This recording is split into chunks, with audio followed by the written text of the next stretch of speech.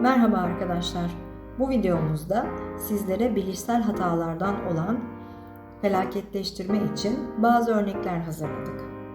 Uzmanlar felaketleştirme alışkanlığını duyguların yoğunluğunu yönetilmesi zor seviyelere çıkaran ve bazen bunaltıcı da olabilen çarpıtılmış bir düşünce biçimi olarak açıklıyor.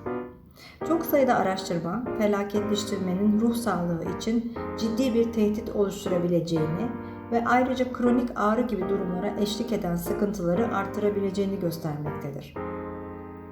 Felaketleştirmenin kaynağı ne olursa olsun olumsuz düşünce döngülerini kırmak mümkün.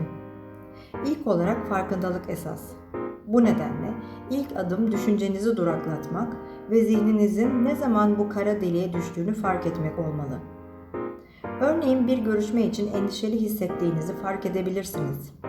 Bununla birlikte bir sonraki düşünceniz başarısız olacağım ise bu otomatik varsayımın temelini sorgulamayı deneyin.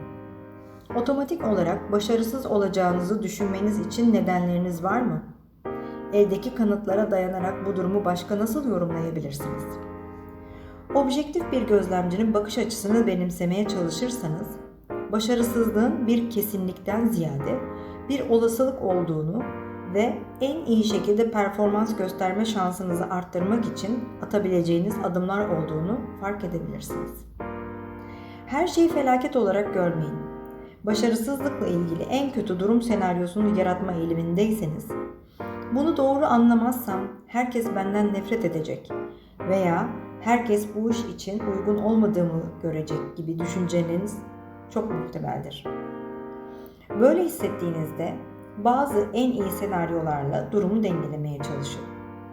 Örneğin başkaları da aynı şeyi yaptığında gözlemlediğiniz şeye dayanarak kendinize bu kısmı berbat edersem hepimiz gülüp yolumuza devam edeceğiz diyebilmelisiniz. Felaket düşüncesinin bir kısmı olasılığı fazla tahmin etmektir. Yani başarısızlık olasılığınızı veya başarısızlığın olumsuz sonuçlarını abartmaktır. Duruma bağımsız bir bakış açısıyla bakmaya çalışın ve gerçek olasılıkları göz önünde bulundurun. Ve işler zorlaştığında endişelenmeyin. Ailenize, öğretmeninize veya sınıf arkadaşlarınızla danışarak yardım isteyebilirsiniz.